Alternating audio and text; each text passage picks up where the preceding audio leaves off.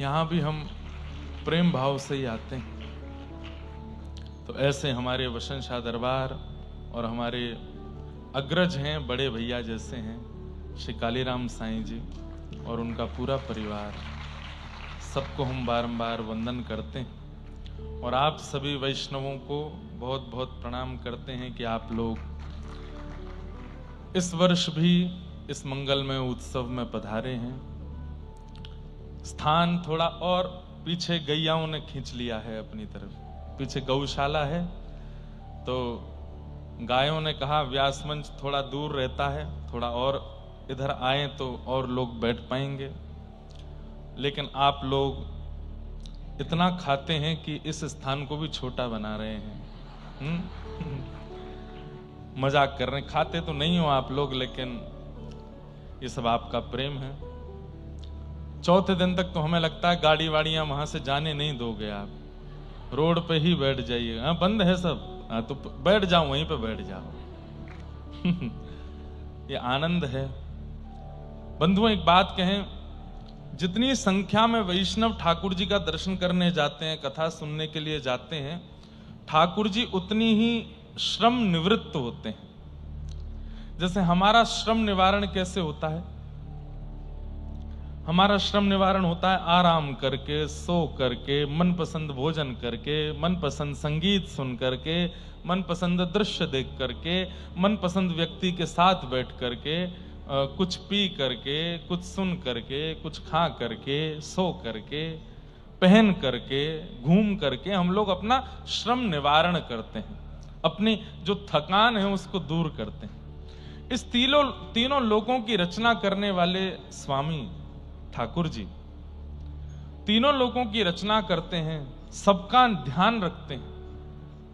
चींटी के पग नूपुर बाजे तो भी साहिब सुनता है। चींटी हमने इसलिए बोला क्योंकि चींटी हमें दिखती है, पर ऐसे ऐसे भी कीटाणु हैं जो हमें दिखते नहीं। ठाकुर जी उनका भी ध्यान रखते हैं, उनका भी परिवार पोषण करते हैं। उनसे लेकर के और बड़ों तक सबका ध्यान रखने की जिम्मेवारी जिनके पास। और केवल एक ब्रह्मांड नहीं है, करोड़ों ब्रह्मांड है। उन करोड़ों ब्रह्मांड के करोड़ों जीवों का ध्यान रखने की जिम्मेवारी उनके पास है। इन सबसे ठाकुर जी श्रमित होते हैं, इतने श्रमित होते हैं। और उनका श्रम निवारण कैसे होता है? वो केवल जब भरी सभा देखते हैं और उस भरी सभा में परम वैष्णव भक्तजन मिलकर के नाच रहे हैं, गा रहे हैं, कथा सुन रहे हैं, नृत्य कर रहे हैं, उछल उछल करके उत्सव मना रहे हैं, भंडारे कर रहे हैं, यज्ञ कर रहे हैं, अनुष्ठान कर रहे हैं, तो ठाकुर जी ये देख करके श्रम निवृत्त हो जाते हैं। ठाकुर जी की जो थकान है वो दूर होती है। तो आज की ठाकुर जी की थकान संभवतः उल्लासनगर के लोगों के द्वारा दूर हो रही है। आप लोगों को जब देखते हैं इतने उत्साह में, इतने प्रेम में, इतने भाव में जब दर्शन करते हैं ठाकुर जी, प्रसन्न होते हैं। ना हम वसामि वैकुंठे योगी नाम हृदये न च मद भक्ता यत्र गायन्ति तत्र तिष्ठामि नारद। ना हम वसामि वैकुंठ, हम भैया दत्त धाम में कम से कम 100 बार डुबकी लगाए हैं, बाल हमारे उड़ने लगे हैं। उड़ने लगे मतलब वैसे नहीं उड़ रहे हैं, और रुके ही नहीं रहे हैं। और पंडित जी ने बिल्कुल माथे पे ही लगा दिया है। हाँ थोड़ा थोड़ा हल्का हल्का सा, बस बैठ जाओ, इतना ही बहुत है। तो परसों दत्त धाम में कथा विश्राम करके आए नासिक में। लोगों की 1 डुबकी, 2 डुबकी, 3 डुबकी लगती होंगी, हमारी तो इतनी डुबकी लगती है वहां पे। और फिर डुबकी गोदावरी जी में तो लगानी ही है। हमारा एक नियम और है, हम गोदावरी जी में स्नान करने से पहले एक बार कक्ष में स्नान और करते हैं। मंदिर है ना गोदावरी जी का, तो वहां पर भी शुद्ध अवस्था में जाएं। तो औरों से 2-4 बार ज्यादा ही हमारा नहाना हो जाता है, इतना स्नान होता है वहां पर।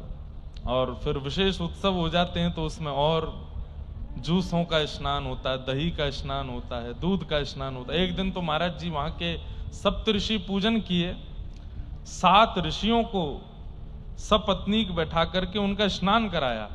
और कैसे कैसे पेय पदार्थ जो हमने सुने नहीं, ऐसे ऐसे फलों का पेय, उससे स्नान कराया। तो दुनिया के लोग वहां जाते होंगे तो उनको 2-4 दिन अब नॉर्मल लगता होगा, हम वहां से आते हैं तो हमको 2-4 दिन दुनिया बढ़िया से नहीं लगती, अलग अलग सा लगता है, क्योंकि वहीं के जैसा भाव चढ़ जाता है। अब कपड़े पहनने में ही हमको अजीब सा लग रहा था जिस दिन वहां से निकले, क्योंकि वस्त्र पहनने की आदत छूट सी जाती है। लेकिन अच्छा है, ऐसा कह लें कि मन तो नहीं लग रहा था कल तक, पर वो भी परिचय का स्थान है, वहां पर भी 3-4 बार कथा हो चुकी, ये भी परिचय का स्थान है। तो यहां आकर के फिर वो लगा कि नहीं चलो परिचितों के पास, घर तो नहीं जा पाएंगे अभी, और कुछ दिन नहीं जा पाएंगे, लेकिन अच्छा आनंद है कि अब पुनः यहाँ आ गए। हमको तो यहाँ की ऐसा लगता है कि हमें एक एक चीज पता। जहां हम रुके हैं तो फोन आया हमारे भैया का कि महाराज जी कितनी देर में पहुंच रहे हैं। मैंने कहा मैं पहुंचने वाला हूं, कह दो 6 अनार तैयार रखें, क्योंकि मुझे पता है वो 6 अनार फूटेंगे मेरे जाते ही। मैंने कहा वो धुएं वाले बबल्स होंगे उनको भी तैयार रखें, द्वार पर बिल्कुल रेडी रहें। ऊपर जाते ही हमको पीने के लिए 5 प्रकार के पेय पदार्थ मिलेंगे, साथ में काजू और बादाम किशमिश और ये मिलेगी, सब पता है। कहाँ मेरा कमरा है, कितनी दूरी पर, मतलब अगर मैं नेत्र बंद करके भी चलूं तो मुझे कदम भी याद है, क्यों इतनी बार आ चुके हैं। अब तो उल्लासनगर की सड़कें भी याद हो गई हैं हमको। और इस बार हमने एक चीज देखी साईं, 2-4 गड्ढे भर गए हैं। कुछ गड्ढे ऐसे थे जो मुझे याद थे और वो इस बार भर गए हैं। तो तो ये भी एक मेरी काबिलियत है कि मुझे यहाँ के रोड भी याद है, दुकान भी याद है। क्या कहें, कौन सा दुकानदार जब हम निकलते हैं तो प्रणाम करता है वो भी याद है, सब याद है। वसंत शाह दरबार में कहाँ से एंट्री करनी है, पहले कहाँ प्रणाम करना है, फिर वहां पर गुरु ग्रंथ साहिब जी हैं उनको प्रणाम करना है, फिर ज्योत विराजमान है उनको प्रणाम करना है, उसके बाद फिर शंकर जी हैं, फिर झूलेलाल जी हैं, सबका वंदन याद है। और फिर सबको प्रणाम करके फिर वहां गादी जी को प्रणाम करनी है। फिर कोने में एक ठाकुर जी खड़े हैं बंशी लेकर के, उनको प्रणाम करना है। फिर वहां से बाहर निकलना है, आगे से लेफ्ट इस बार एंट्री बदल गई मेरी, यहां से आता था वो अब यहां से हो गई। वो भी ठीक है, वो तो नहीं तो यहां से निकलने में टूट टाट जाता था वो, 2-3 बार तो लगा वो गिर ही नहीं जाए। तो सब याद है। एक बात कहें, प्रेमी की हर चीज याद हो जाती है। प्रेमी कैसे बोलता है, कितने ऊंचे स्वर में बोलता है, क्या खाता है, क्या पीता है, कैसे रहता है, सब याद हो जाता है। महबूब की हर चीज महबूब हो जाती है, सब महबूब हो जाता है। हमको शायर और शायरी आती नहीं, हाँ ये तो अभी दत्त धाम वाले महाराज जी ने एक दिन मुझे लिख के दिया था, महबूब की हर चीज महबूब, तो मुझे याद हो गया। नहीं तो शेर और शायरी हमको आती नहीं, हमको तो पद पदावली आती हैं रसिकों की, संतों की। हमारी मैया बैठी हैं, सबसे ज्यादा हमारी प्रतीक्षा अगर पूरे उल्लासनगर में कोई करते हैं तो वो माता जी करती हैं। और हम सत्य बताएं, कुछ लोगों का आशीर्वाद ही आपको कुछ बनाता है, कुछ लोगों का आशीर्वाद ही आपका निर्माण करता है। हमारे ऊपर बहुतों के आशीर्वाद हैं, पर उन टॉप 10 में माता जी जो हैं वो टॉप 3 में ही आती हैं। इतना आशीर्वाद आप देती हैं, इतना आशीर्वाद देते हैं, इतनी मेरी चिंता करती हैं। कौन सी कथा में कब कहां मुझे कुछ दिक्कत हुई थी वो भी इनको पता है। जब बात होती है तो बताती हैं कि कल की कथा में तुम खांस रहे थे, कि सोते नहीं हो ढंग से, आराम नहीं कर पा रहे हो, घर कब से नहीं गए हो, सब इनको पता है। तो मुझे ऐसा लगता है कि वो जब देखते, दुनिया कथा सुनती है तो कथा में क्या सीखने को मिल रहा है ये सुनती है, पर माता जी जब कथा सुनती हैं तो ये बस उतनी देर जितनी देर देखती होंगी, मुझे ऐसा लगता है आशीर्वाद ही देखती हैं। जुग जुग जिए मेरो लाला, प्रसन्न रहे, कोई दिक्कत नहीं हो, कोई की नजर नहीं लगे।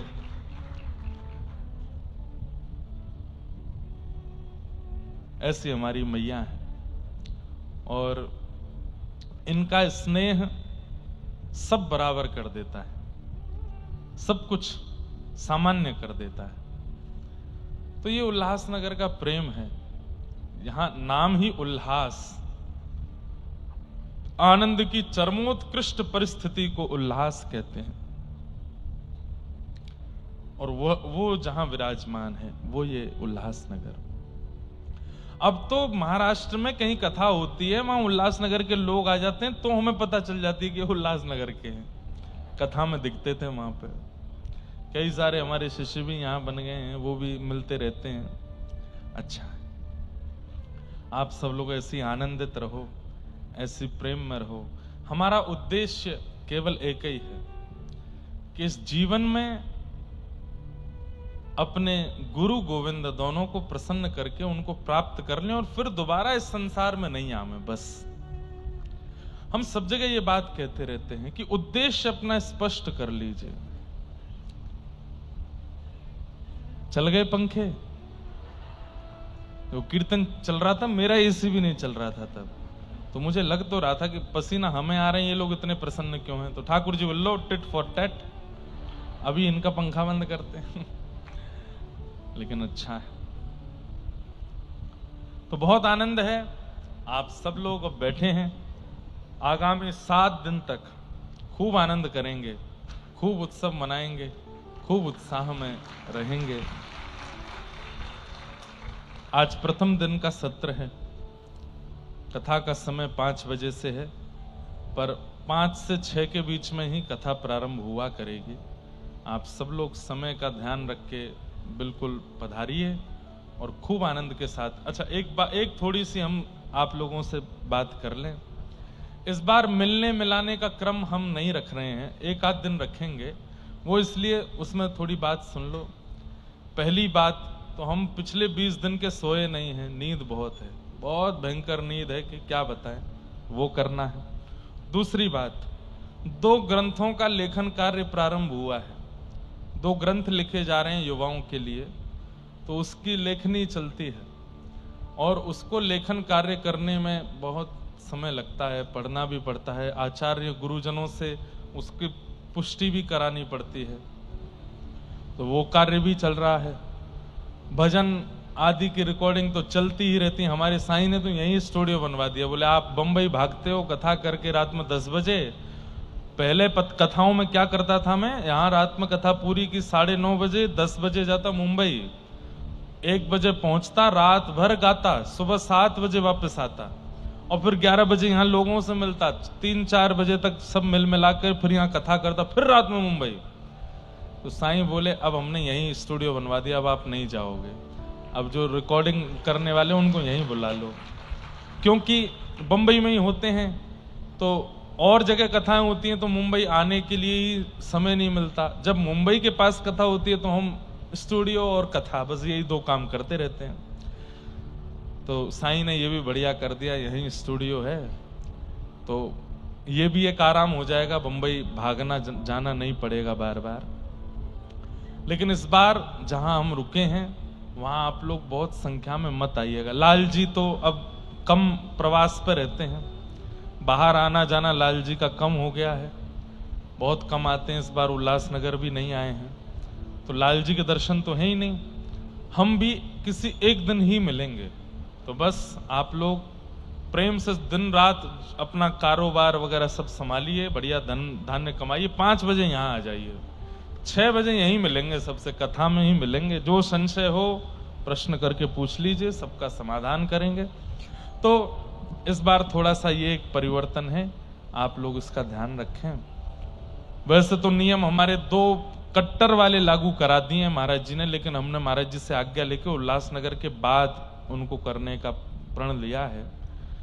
एक तो स्पर्श, एक संवत्सर अनुष्ठान दिया है महाराज जी ने, साल भर का, जिसमें हमको स्पर्श ही नहीं करना, 24 घंटे किसी का स्पर्श नहीं करना, 365 दिन तक स्वयं बस रहना है। जो भी सामग्री देंगे दूर से आदि आदि, और सूर्योदय से सूर्यास्त तक मौन। तो हमने कहा अभी एक कथा और निकल जाए, मुक्तिनाथ की कथा है इसके बाद, और उस समय अधिक मास भी शुरू हो जाएगा। तो अधिक मास से 2 दिन पहले नियम ले लेंगे और फिर देखिए जब तक होगा उसको करने का प्रयास करेंगे। तो ऐसे ऐसे भाव हैं। आइए आज प्रथम दिन की कथा में चलते हैं। प्रेम और भाव से हम लोग श्रवण करके हुए फिर रस आनंद लेंगे।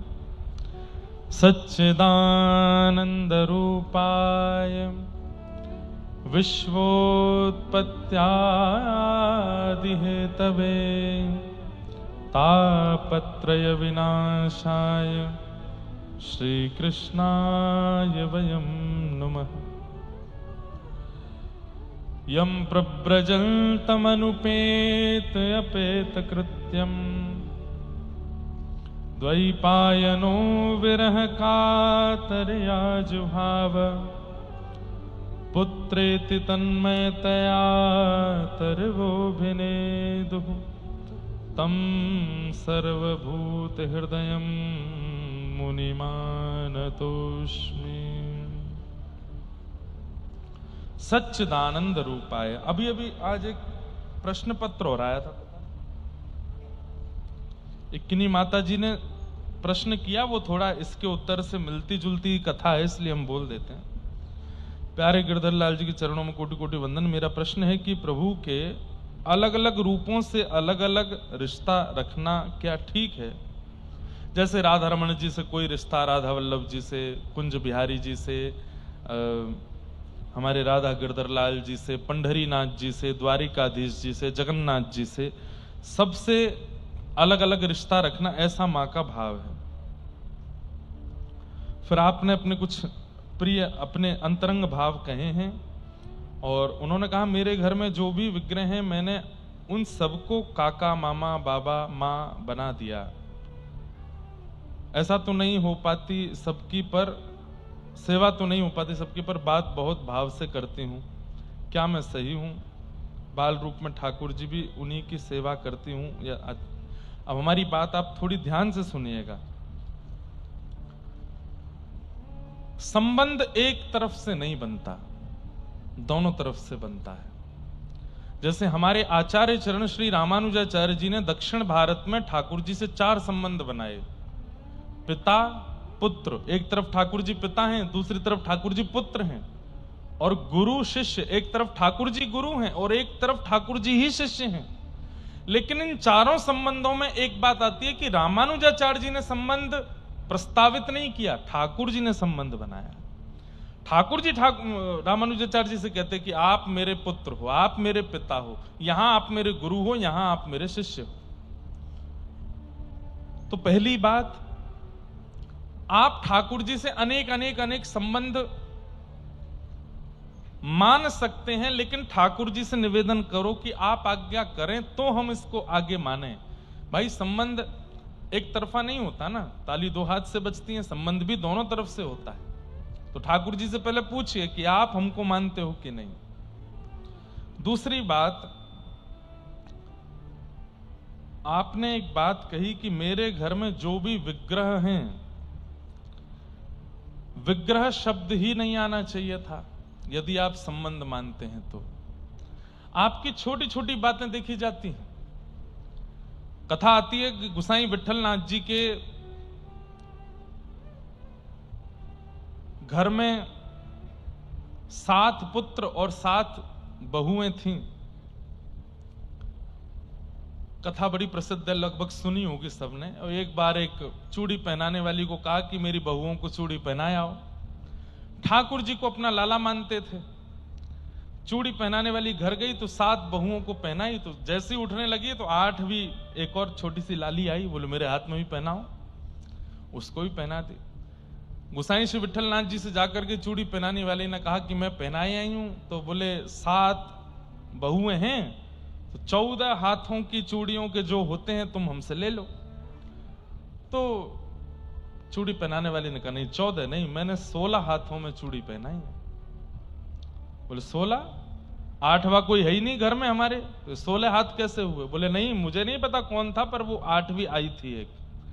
तो गुसाई जी ने उसको पैसे नहीं दिए, बोले मैं पहले घर जाके पूछूंगा। घर जाकर के उन्होंने सब बहुओं से पूछा, बहुएं बोली नहीं हमने ही पहने और कोई नहीं आया। हाँ बोले यही तो मैं कह रहा था। तो बस रात्रि में सोए तो स्वप्न में किशोरी जी आ गई और किशोरी जी आकर के रोने लगी। तो गोसाई जी बोले श्री जी आप रो क्यों रही हो? बोले आप ठाकुर जी को अपना लाला मानते हो? बोले जी। और बोले यदि वो लाला हैं तो मैं आपकी कौन लगी?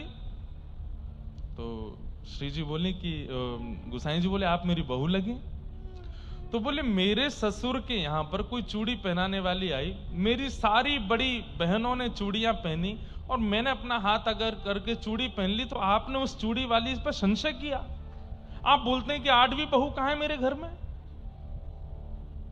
जब आप मानते ही नहीं है कि मैं बहू 8वीं आपके घर में हूं तो फिर आप ठाकुर जी को लाला क्यों मानते हो, संबंध क्यों बनाते हो?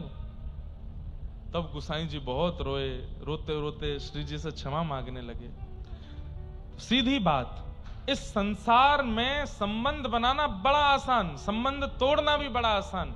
ठाकुर जी से संबंध बनाना बहुत मुश्किल है, पर उसको निभाना उससे भी ज्यादा मुश्किल है। आप शौक शौक में बोल दोगे लाल जी मेरे भैया हैं, लाल जी मेरे लाला हैं, लाल जी मेरे पति हैं, प्रियतम हैं, आदि आदि जो भी, पर अगर किंचित एक बात में भी आपसे भूल हुई ना तो वो रूठ के बैठ जाएंगे और तुरंत संबंध तोड़ के चले जाएंगे। अब जैसे अभी तो नहीं हुआ होगा ऐसा, ये माता जी घबराए नहीं, इन्होंने लिख दिया कि मेरे घर में जितने भी विग्रह हैं, विग्रह, विग्रह शब्द किसका होता है? नॉन लिविंग थिंग को विग्रह कहते हैं। जिसकी श्वास नहीं है, जिसमें प्राण नहीं है, उसको विग्रह कहते हैं। लेकिन इसी का सधा हुआ शब्द क्या होता है? मेरे घर में ठाकुर जी के जितने भी स्वरूप हैं। अब स्वरूप कहते ही क्या हुआ? वो विग्रह नहीं माने जाएंगे, वो पाषाण नहीं है, वो पत्थर नहीं है, वो मूर्ति नहीं है। स्वरूप मतलब ठाकुर जी ही हैं। तो इसलिए ये छोटी छोटी बातों पर बहुत ध्यान देना होगा। एक एक शब्द संबंध को तोड़ने और जोड़ने की पूरी सामर्थ्य रखेगा। इसलिए पहली बात, आप ठाकुर जी को अपना संबंधी मानते हो, आप मानना प्रारंभ कीजिए, पर ठाकुर जी से कहिए कि मुझे स्पष्ट कीजिए कि मैं जो आपको मानती हूं आप वो मुझे मानते हो कि नहीं। और इसके स्पष्टीकरण में 6 महीना, साल, 2 साल, 3 साल, 5 साल कितने भी लग सकते हैं। मीराबाई को 5 वर्ष की अवस्था से मीराबाई कह रही थी कि मेरे तो गिरधर गोपाल, दूसरों ना कोई, जाके सिर मोर मुकुट मेरो पति सोए। 5 वर्ष की अवस्था से कह रही थी कि मेरे पति हैं, पति हैं, पति हैं, पर ठाकुर जी ने अभी तक उनको पत्नी नहीं बताया था। और इसी बात की पूरी लड़ाई चल रही थी। पूरे राजवंश के लोग कहते तू पति मानती है पर वो तुझे पत्नी मानते, इसका क्या प्रमाण है? और इसीलिए मीराबाई रोती थी, बोले आप क्यों नहीं बताते हो कि मैं आपकी कौन हूं? एक बार नहीं बताया, 2 बार नहीं बताया, सालों तक नहीं बताया। कब बताया पता है? जब मीराबाई का ब्याह पक्का हो गया भोजराज के साथ, ब्याह पक्का हो गया, माता पिता ने जबरदस्ती हाथ पैर जोड़ करके मीराबाई से कि हमारी नाक का सवाल है, तू ब्याह कर।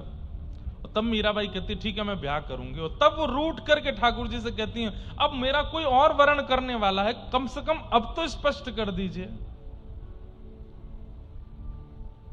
और ठीक विवाह होने से एक रात्रि पूर्व जब मीराबाई सोती हैं तब स्वप्न में ठाकुर जी सहरा पहन करके आते हैं और आकर के मीराबाई के साथ ब्याह रचाते हैं। और सुबह जब मीराबाई उठती हैं, मां उनको उठाने के लिए आती है तो हाथों में मेहंदी रची है, पैरों में महावर लगी है, मांग में सिंदूर भरा है, अद्भुत चंदन की सुगंधी मीराबाई से आ रही है, ऐसी अद्भुत पत्रावली हो रखी है मुखमंडल पर, इतनी सुंदर मीराबाई पहले कभी लगी नहीं। वो सुंदर तो थी ही, लेकिन आज का श्रृंगार उनके रूप को और सुंदर बना रहा था। तब मां ने पूछा ये कहां गई थी तू रात को, और ये कौन श्रृंगार करके गया तेरा? आप पूछती थी ना कि तू उनको पति मानती है, वो तुझे पत्नी मानते हैं कि नहीं? मां ये सब वही करके गए हैं। अरे पागल बनाती है, ऐसे कुछ होता है क्या? भगवान किसी के ब्याह करने के लिए आते हैं क्या? मीराबाई बोली तो मां मेरा लहंगा देखो।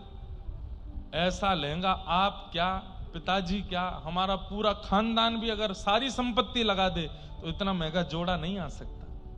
मेरे हाथ की मेहंदी देखो, मेरे मुख की पत्रावली देखो, मेरे मांग का सिंदूर देखो, ये सारा श्रृंगार देखो। इससे कहीं भी आपको लगता है कि ये सामान्य संसार में कोई ऐसा कर सकता है? नहीं। ठाकुर जी आए थे। माई माई सपनानु वरना दीनानाथ, छप्पन कोटा जना पधार्या, छप्पन कोटा जना पधार्या, दुल्हो श्री व्रजनाथ,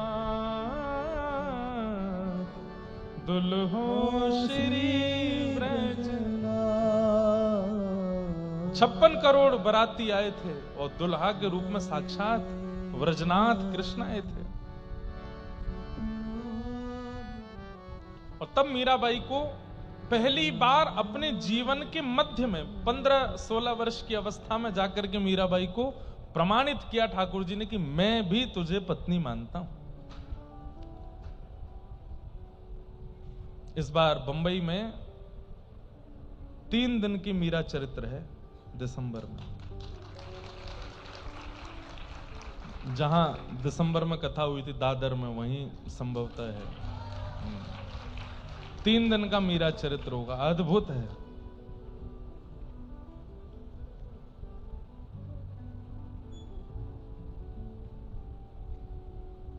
बहुत अद्भुत। तो हम क्या कहना चाह रहे थे कि संबंध आप मानते हो। कई माताएं मेरे तो लाला हैं, मेरे तो लाला हैं ठाकुर जी, मेरे तो अरे ठीक है आपके लाला हैं, एक तो प्रचार मत करो, और दूसरा ठाकुर जी को प्रमाणित करने दो कि हां ये भी मेरी मैया है। और जब तक वो प्रमाणित ना करे तब तक कहते रहो कि लाला है लाला है, लेकिन जैसे ही तीसरा व्यक्ति एंटर करे तो वो परमात्मा है, उसके सामने मत बोलिए कि वो लाला है, परमात्मा है, भगवान है। ये तो ऐसे जैसे ही चले जाए एकांत में फिर से लाला मानो। संसार के संबंधों का प्रचार करिए पर ठाकुर जी के संबंध को गोपनीय रखिए। उसका प्रचार मत करो कि मेरे ठाकुर जी खाते हैं, मेरे ठाकुर जी मुझसे बोलते हैं, मुझसे बात करते हैं, मेरे साथ रहते हैं। नहीं करना है। ठाकुर जी प्रचार से बहुत डरते हैं और निज संबंध के प्रचार से तो बहुत ज्यादा। पूरे रास पंचाध्यायी गोपी गीत में हमने सुना क्या? यही तो सुनाते हैं कि गोपियों के लिए ठाकुर जी आधी रात में एकत्रित हो गए और यमुना के तट पर रास विहार करने लगे। सब गोपियों से संबंध माना ठाकुर जी ने, पर वो गोपियां उस संबंध को स्थिर नहीं कर पाई। इसलिए बस ठाकुर जी को वो प्रिय नहीं है कि आप उसका प्रचार करो। गोपनीय रखिए अपने संबंध को, मत बताइए, मत कहिए। तो जिन माता जी का ये भाव है उनसे हमारी प्रार्थना कि आप ठाकुर जी से अनेक संबंध मानो, अच्छी बात है। किसी को बाबा, काका, मामा, चाचा, जीजा, जो मानना है मानो, पर उसको गोपनीय रखो और प्रतीक्षा करो कि ठाकुर जी किसी ना किसी संकेत से उत्तर देवें। अब ये हमसे पूछेंगे कि कैसे संकेत मिले कि ठाकुर जी हमारे क्या है, वो संकेत आपको प्राप्त होगा। आप प्रतीक्षा करो, स्वप्न में हो जाएगा या प्रत्यक्ष हो जाएगा, किसी भी रूप में होगा। हमारे गिरधर लाल जी हमारे कौन लगते हैं? आज तक दुनिया अपने अपने आंकड़े लगाती जा रही है, लेकिन किसी को नहीं पता कि वो हमारे कौन हो, ना हम बताएंगे। कोई कहता है कि हम उनके बाबा हैं, वो हमारे लाला हैं, ना। कोई कहता है हम उनके भैया हैं, वो हमारे छोटे भैया, ना। वो कई हमारे सखा हैं, नहीं, पता ही नहीं है, और ना किसी को बताना है कि वो हमारे कौन है। संबंध गोपनीय रखना है ठाकुर जी से।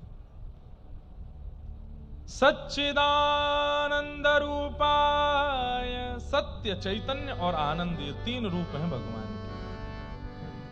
भगवान सत्य है, ठाकुर जी सत्य हैं। ये विश्वास चित्त में रखो कि वो सत्य हैं।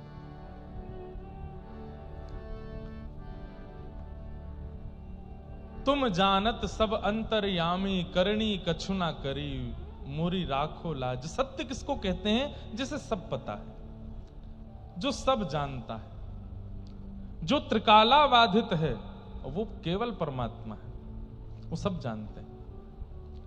तो भगवान का पहला स्वरूप सत्य, ये विश्वास चित्त में रखो कि ये सत्य है, बाकी सब मिथ्या है। दूसरा ठाकुर जी का स्वरूप है चैतन्य। ये अनुभव करते चलो कि ठाकुर जी चैतन्य है। चैतन्य मतलब वो जड़ नहीं है, वो धातु नहीं है, वो पदार्थ नहीं है, वो पत्थर नहीं है, वो चैतन्य, मेरी आपकी तरह ही चैतन्य है। मैं कहा करता हूं कथा में कि ठाकुर जी हमारे साथ एक खेल खेल रहे हैं। कौन सा? बर्फ पानी। जैसे बर्फ पानी में एक व्यक्ति गिनती करता है, बाकी के सब बालक बर्फ बन जाते हैं, स्टैचू बन जाते हैं। और फिर जो वो बालक गिनती कर रहा था ना, वो जाके उनको हंसाता है, छेड़ता है, और कैसे भी अगर वो अपनी आकृति छोड़ देते हैं तो वो आउट हो जाते हैं। ठीक वैसे ही ठाकुर जी जितने भी हैं पूरे ब्रह्मांड में, ये सब हमारे साथ खेल खेल रहे हैं। स्वयं स्टैचू बन के खड़े और हमसे कह रहे हैं कि चलो तुम गिनती गिनो और हमको सचल साकार बना के दिखाओ। और हम लोग गिनती काय में गिनते हैं? माला में। जितना ज्यादा जिसका नाम होगा, जितना ज्यादा जिसकी माला होगी, जितना ज्यादा जिसका जप होगा, उतनी जल्दी वो ठाकुर जी को जाकर के अचल से सचल बना सकता है। उसके ठाकुर जी हाथ भी सीधे कर लेते हैं, उसके ठाकुर जी पांव भी सीधे कर लेते हैं, उसके ठाकुर जी आंख भी मटकाने लगते हैं। तो ये चैतन्य भाव, ये आपको चित्त में लाना पड़ेगा। पहली बात ठाकुर जी सत्य हैं, दूसरी बात ठाकुर जी चैतन्य हैं। चैतन्य का साक्षात प्रतिफल स्वरूप हमारे वृंदावन में श्री राधारमण लाल जी आज भी देते हैं। कैसे? जिस दिन अपनी सेवा से बहुत प्रसन्न होते हैं, उस दिन दतुइयां दिखा देते हैं। उस दिन दांत दर्शन, दंतावली का दर्शन होता है ठाकुर जी के। और जिस दिन ऐसा नहीं है, प्रसन्न नहीं है, या फिर ऐसा कह लो जिस दिन बहुत थक जाते हैं, बहुत श्रमित हैं, लेकिन आज भी दर्शन देने हैं, तो उस दिन एक भी दांत नहीं दिखता ठाकुर जी का।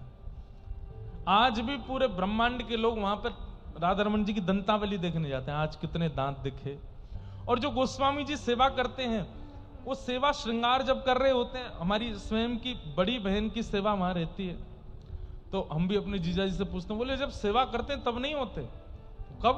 बोले जब विराजमान करते तब भी नहीं होते, आरती तैयार कर रहे होते तब भी नहीं होते।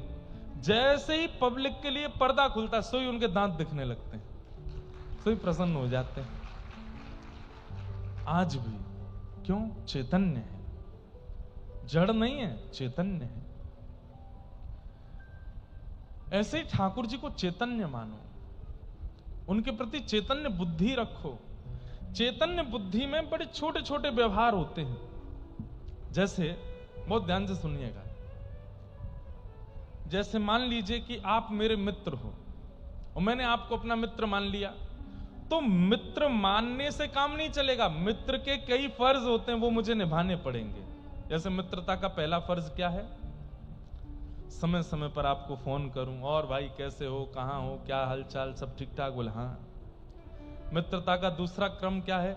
हमारे घर का कोई भी बड़ा उत्सव हो तो आपको निमंत्रण दिया, भाई जरूर आना हमारे घर पे, ऐसे ऐसे उनका जो है जन्मोत्सव है।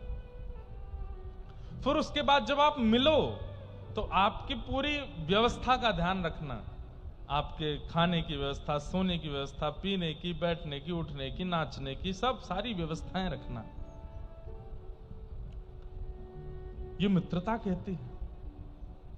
अब मान लीजिए कि आपसे मैंने मित्रता मान ली और आप घर आए मेरे, और मैं देख भी नहीं रहा हूं आपको, तो आपको क्या लगेगा? अभी व्यस्त हैं, अभी देखेंगे, मेरी ओर देखेंगे अभी। और फिर उसके बाद फिर भी नहीं देखा, तो आपने कहा कि मैं शायद दिख नहीं रहा हूं, थोड़ा सामने जाता हूं। आप थोड़े से सामने आ गए और मेरी नजर मिल भी गई, तो भी मैंने नजर फेर ली, तो आपको कितना कष्ट होगा। ये भगवान क्या हो गया, ये हमको देख क्यों नहीं रहे हैं, हमसे ऐसे क्यों नजर छुपा रहे हैं। आपने सोचा चलो छोड़ो, मैं जाके बात ही कर लेता हूं। और आप जब सामने आए, और भाई ठीक हो आप? हाँ हाँ ठीक है। कहां से आए? कितना बुरा लगेगा। इसने मुझे मित्र माना था, देखा नहीं चलता, बात नहीं करी चलता, मैं सामने जाके बोला तो बोलता है कहां से आए हो। ठीक वैसे ही ठाकुर जी, आप उन्हें किसी भी संबंध में मान करके घर लाए, और उसके बाद जब घर में ठाकुर जी की सेवा होने लगती है और उस सेवा में आप बिल्कुल भी ये विचार ही नहीं करते कि ये चैतन्य है, तो ठाकुर जी को बहुत पीड़ा होती है। चुभने वाले वस्त्र पहना दिए, सिंथेटिक इत्र लगा दिया जिससे जलन होती है। कई जगह तो बड़े विचित्र हैं, मैंने देखा नहीं है पर मैंने सुना है कि एक जगह इतने सारे भगवान थे घर में कि वो माता जी कैसे नहलाती, बाल्टी में एक साथ सारे भगवान रख के और नल खोल देती हैं और नहा लो भगवान सबरे, उसमें सर्फ डाल देती हैं, सारे काले हो गए गोरे हो जाएंगे। ठाकुर जी चैतन्य है, वो जड़ नहीं है, उनके प्रति चैतन्य बुद्धि रखो। और चैतन्य बुद्धि जब होती है ना, जैसे बालक का जन्म होता है तो मां को हर क्षण उसकी चिंता लगी रहती है, भूख तो नहीं लगी होगी, इसके कान में तो दर्द नहीं हो रहा, इसके पैर में तो दर्द नहीं हो रहा, थक गया होगा, थोड़े चरण दबा दे, थोड़े हाथ दबा देती हूँ, थोड़ा इसको दूध पिला दूं, थोड़ा ज्यादा गर्म दूध है, कहीं गर्म तो नहीं है, पिला दूं ठीक रहेगा, अब ये थोड़ा बड़ा हो गया, इसको थोड़ा थोड़ा अन्न खिलाना शुरू करूं, थोड़ा। अब हर क्षण उसके प्रति चिंता। अब बालक का जन्म हो जाए 4 दिन से मैया कोई चिंता ही नहीं कर रही है, बस सुबह उसको दूध पिलाने के बाद पूरे दिन क्या करे कोई फर्क नहीं पड़ता, वो मां का कर्तव्य नहीं है। ऐसे ही शिष्य का, ऐसे ही भक्त का, ऐसे ही अर्चक का ठाकुर जी के प्रति एक दायित्व होता है, उसका पालन उसको करना पड़ता है कि वो चैतन्य है, वो जड़ नहीं है, वो पाषाण नहीं है, बैठे हैं बस मंदिर में, चैतन्य है। और चैतन्य के प्रति वही स्थिति रख करके उसको सुधारो। सत्य, चैतन्य और तीसरा आनंद। ठाकुर जी आनंद है। इसमें हमारे गुरुदेव कहते हैं कि ठाकुर जी के प्रति 2 बुद्धि रखो, सत्य और चैतन्य, तो तीसरी बुद्धि ठाकुर जी देने लगते हैं, क्या? आनंद। ठाकुर जी आनंद प्रदान करने लगते हैं। सच्चिदानंद रूपाय विश्वोत्पत्त्यादि हेतवे। हमारे एक पुणे के प्रेमी हैं, उन्होंने पता है क्या किया है, 30 सामग्रियों की लिस्ट बनाते हैं। अब देखो एक ये मैंने नहीं बताया, वो अपने आप करते हैं, शिष्य हैं, अपने आप बना रखे 30 सामग्रियों की लिस्ट बना रखी है। बोले महाराज जी हम दोनों जॉब करते हैं, सुबह ही निकल जाते हैं, तो उनकी सेवा भी कैसी है, 4 बजे ठाकुर जी को उत्थापन करना, 5 बजे तक ठाकुर जी की मंगला बाल भोग कर देना, 6 बजे तक ठाकुर जी का श्रृंगार करके 6:30 बजे तक ठाकुर जी का राजभोग आरती कर देना, राजभोग लगा देना, और लगभग 7 बजे तक ठाकुर जी का ग्वाल उत्थापन, और 7:30 बजे तक शयन भोग कराना, 8 बजे ठाकुर जी शयन, 4 से 8 के बीच में पूरी सेवा हो जाती है, और 8:30 बजे वे दोनों अपने ऑफिस के लिए निकल जाते हैं, 9 बजे उनको ऑफिस जाना होता है। पूरे दिन की सेवा 4 घंटे में कर देते हैं, और इस पद्धति में कोई दिक्कत नहीं है। ठाकुर जी की मलमल के पोशाक, ठाकुर जी की मलमल का ही गद्दा, ठाकुर जी की मलमल की सब सामग्री ऋतु अनुसार। और बोले महाराज जी जब रविवार आता है, जिस दिन छुट्टी होती है, उस दिन हम हर हफ्ते एक उत्सव रखते हैं। आज आम का उत्सव है, आज खस का उत्सव है, आज नौका विहार है, आज जल क्रीड़ा है। उनके ठाकुर जी इतने प्रसन्न रहते हैं, देख के लगता है कि कितने खुश हैं। फिर 30 सामग्री उन्होंने लिस्ट बना रखी है, और उनकी पर्ची बना के ठाकुर जी के आगे रखते हैं। सुबह मंगला आरती करने के बाद वो बाउल में से एक पर्ची निकाल करके ठाकुर जी के आगे खोलते हैं, उसमें सामग्री के नाम लिखें, आज ठाकुर जी को क्या पाना है। तो आज ठाकुर जी को बाल भोग में डोसा इडली पानी है, आज ठाकुर जी को राज भोग में कढ़ी चावल पाने हैं, और ठाकुर जी को शयन भोग में आज महाप्रसाद जैसा खिचड़ी भोग पाना है, जैसे जगन्नाथपुरी में बनता है। बस पत्नी जाएगी रसोई घर में, वही सामग्री सिद्ध करना, बाल भोग लगाना, राजभोग लगाना, महाप्रसाद कर देना।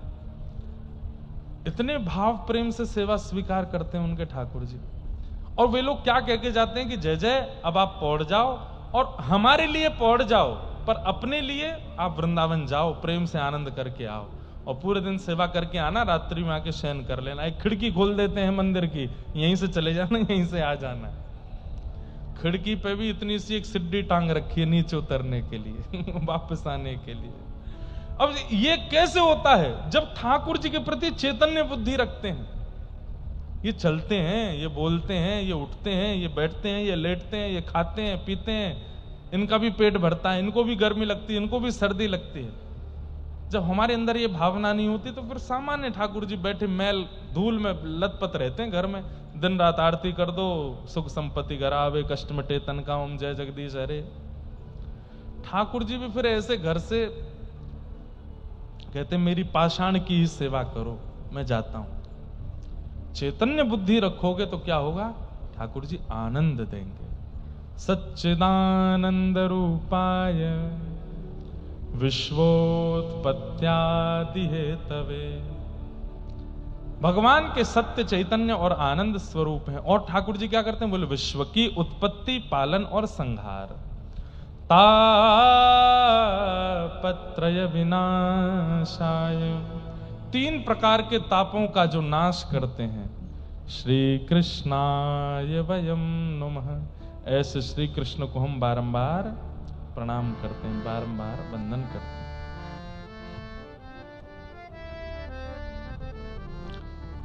श्री कृष्ण को हम वंदन करते हैं। आज बंधुओं महात्म्य की कथा है, भागवत जी का महत्व क्या है, इसी के विषय में हम लोग चर्चा करेंगे। सौनकादि ऋषियों ने सूत जी से जाकर के प्रश्न किया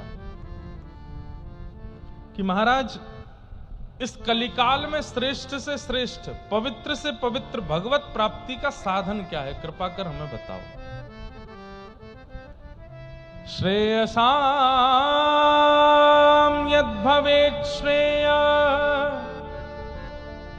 पावनानां च पावनम कृष्ण प्राप्तिकरं सस्वत् साधनम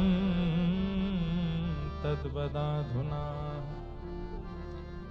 श्रेष्ठ से श्रेष्ठ, पवित्र से पवित्र कलयुग में भगवत दर्शन का, भगवत प्राप्ति का साधन क्या है, कृपा कर हमें बताओ। और बंधुओं सुन लीजिए ध्यान से, सूत जी ने क्या साधन बताया। काल व्याल मुखग्रास त्रास निर्णास हेतवे श्रीमद् भागवतम शास्त्रम कलौकीरेण भाषितम। इस संसार में सबसे ज्यादा हम लोग डरते हैं मृत्यु से, और ये मृत्यु का भय ही हमें भगवत मिलन में बाधा बनता है। इसलिए क्या करें? बोले श्रीमद् भागवतम शास्त्रम, भागवत रूपी शास्त्र के पास जाइए और भागवत शास्त्र में जो जो उपाय बताए गए हैं उन उपायों का पालन करने लगो। कलिकाल में इससे बढ़िया उपाय भगवत दर्शन का और कहीं नहीं बताया गया है। श्रीमद् भागवत, जो कथा आप पिछले 3 साल से सुन रहे हैं, ये 4था साल है भागवत की कथा। हमने तो बंधुओं अनुभव किया, हमारे जीवन की प्रत्येक गतिविधि भागवत जी से संपादित होती है। चाहे गिरधर लाल जी का जीवन में आना, हमारा जन्म ब्रजमंडल में होना, हमें ब्रजवासी बनना, व्यासपीठ की प्राप्ति होना, क्यों? पिताजी भी सेवा करते हैं भागवत जी के। भागवत जी की ही कृपा से सब कुछ प्राप्त हुआ है। और इतना ही नहीं, जगन्नाथ जी की प्राप्ति, पंढरीनाथ जी की प्राप्ति, द्वारिकाधीश की प्राप्ति, श्रीनाथ जी की प्राप्ति, बद्री विशाल की प्राप्ति। 28 वर्ष में हमने इतने अद्भुत अद्भुत दर्शन कर लिए हैं जो व्यक्ति को 80 वर्ष में नहीं हो पाते, केवल भागवत जी कृपा से। इसका अभिमान नहीं है, इसका कोई अभिमान नहीं है या अहमवश नहीं कह रहे हैं हम। भारत के लगभग तीर्थों के दर्शन हो चुके, भारत की लगभग श्रेष्ठ नदियों में स्नान हो चुका, भारत के लगभग सारे जितने भी धाम हैं सबकी कथाएं सुना चुके, सब जगह जाके कथा कह चुके, और सारे धामों में विशेष विशेष वहां की आराधना पूजना सब कर चुके, वहां के ठाकुर जी का मंगल में अनुभव कर चुके। किसकी कृपा से? भागवत जी की कृपा। और हम तो करते ही हैं, हमारी कथा सुन के कितने सारे युवा करने लगे। कैसे?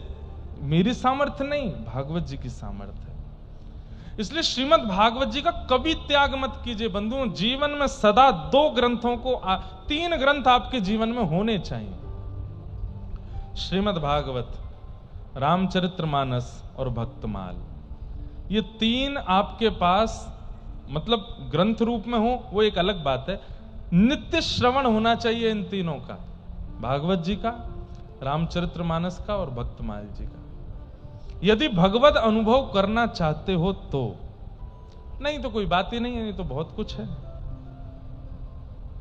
जीवन में इच्छा है कि ठाकुर जी का दर्शन करना है।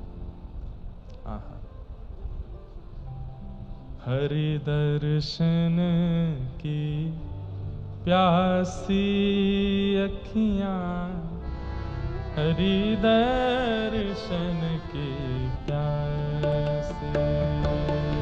गाइए।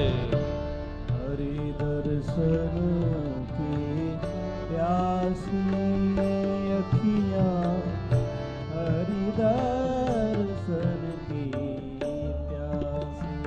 प्यासी, हरि दर्शन की प्यासी अखियां, हरि दर्शन की प्यासी। हरि दर्शन की प्यासी अखियां, हरि दर्शन की प्यासी। देखो चाहत कमल नयन को, देखो चाहत कमल नयन को, देखो चाहत कमल नयन को, देखो चाहत सूरदास जी का पद है। निस दिन रहत उदासी, निस दिन रहत उदासी, निस दिन रहत उदासी अखियां, हरि दर्शन की प्यासी। हरि दर्शन की प्यासी अखियां, हरि दर्शन की प्यासी। प्यासी, हरि दर्शन की प्यासी अखियां, हरि दर्शन की प्यासी। हरि दर्शन की प्यासी अखियां, श्री राधा गिरधर लाल की।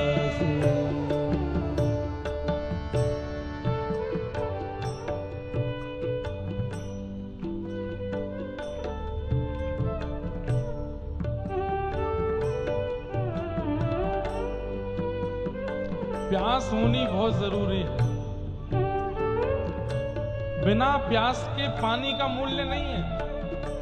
प्यास ना लगी हो तो सामने भरे हुए ठंडे पानी के जग रखे हों तो भी इच्छा नहीं होती, लेकिन प्यास लगी हो तो नल चलता हो तो उसकी एक एक बूंद गिरती है तो वो भी लगता है कि हमें मिल जाए।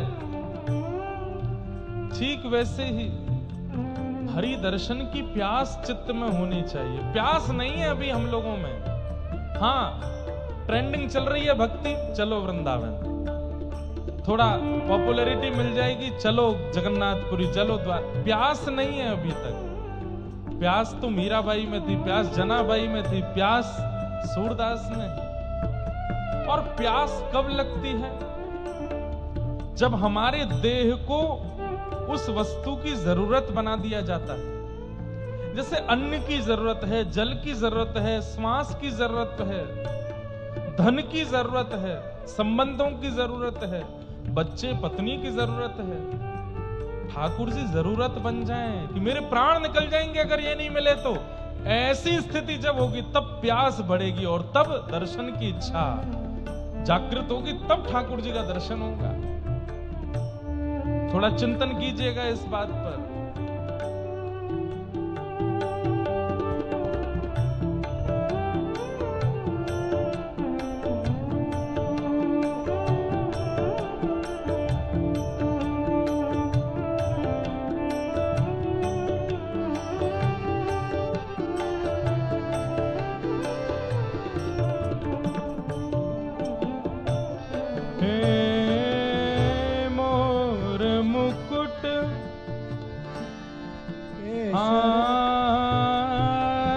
केसर तिलक मोतिन की माला वृंदावन के वासी। केसर तिलक मोतिन की माला वृंदावन के बंधुओं देखो, जब भजन गाया जाता है तो आप सब गाते हो, क्यों? सीधा सीधा है, पर ये भी सीधे ही हैं, ये बल्कि भजन से ज्यादा सरल हैं ये पद। बस इनके लिए एक चीज करनी होती है कि नेत्र बंद करो, और नेत्र बंद करके जीव से नहीं, कंठ से नहीं, यहां से गाओ और गाइए चिंतन करके अपने प्रिय स्वरूप का।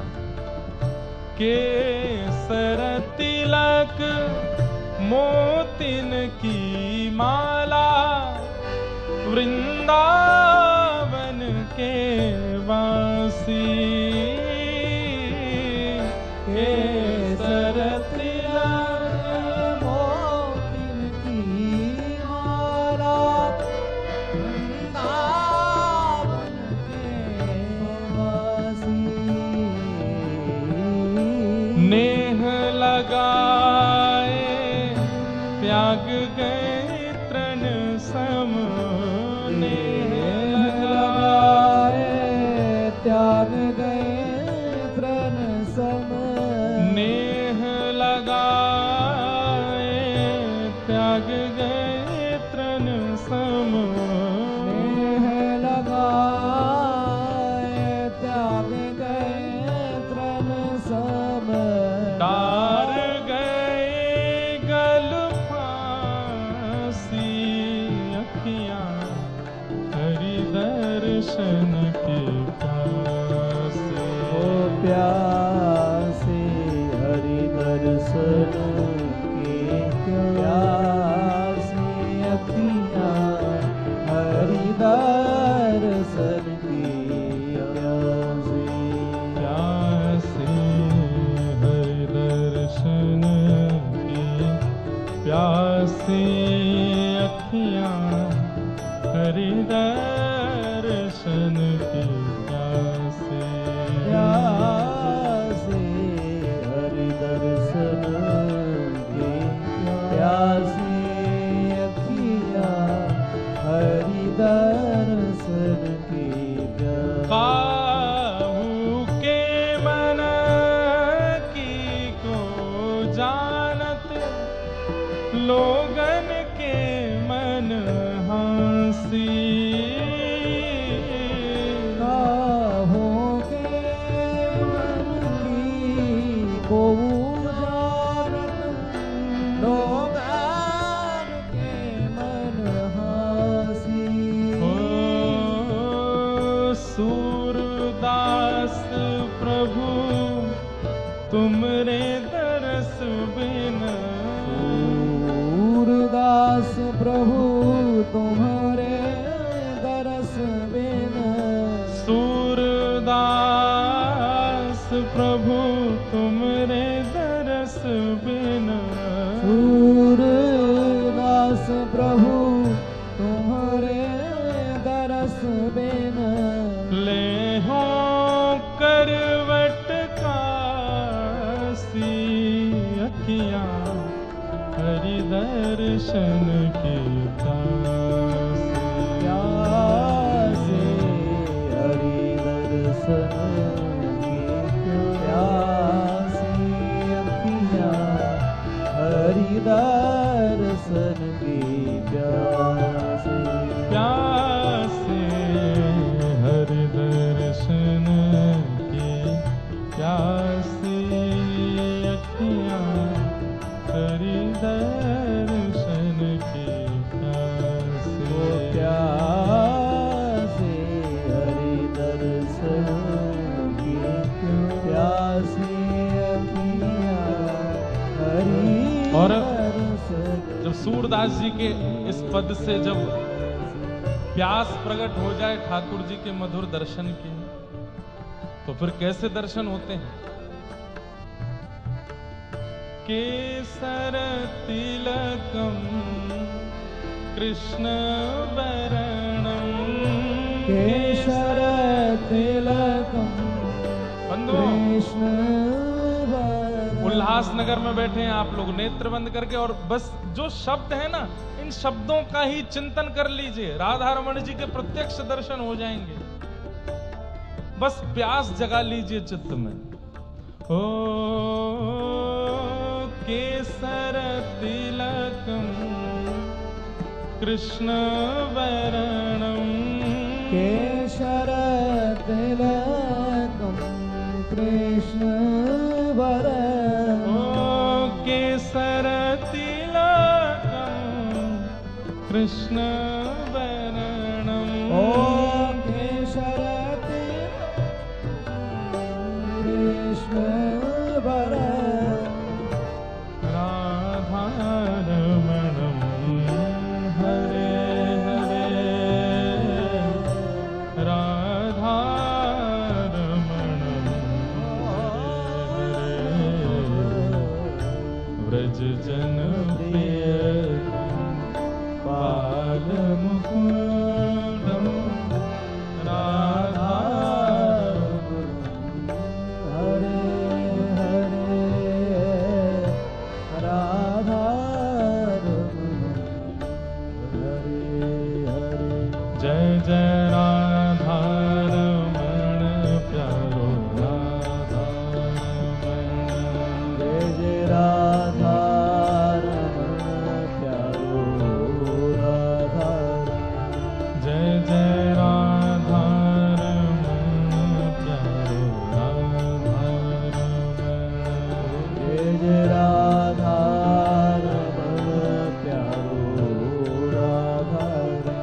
जय जय राधारमण प्यारो राधारमण। जय जय राधारमण प्यारो राधारमण, जय जय राधारमण प्यारो राधारमण। जय जय राधारमण प्यारो राधारमण, जय जय राधारमण प्यारो राधारमण। जय जय राधारमण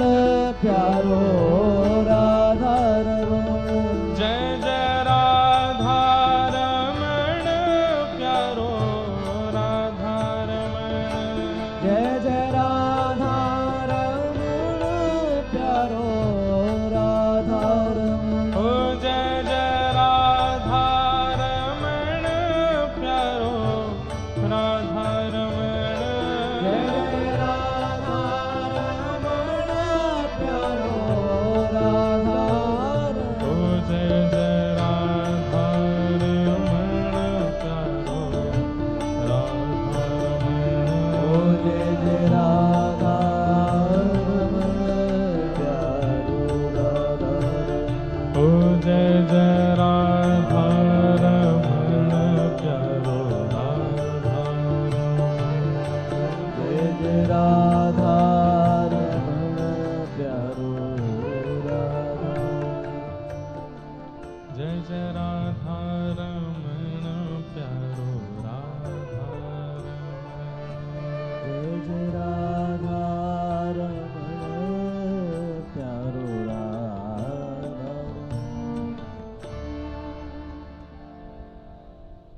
दर्शन की प्यास, और उस प्यास को जागृत करने के लिए चित्त में किसी प्रकार के श्रवण की आवश्यकता है। और वो श्रवण की आवश्यकता में जो शब्द हैं वो भागवत है।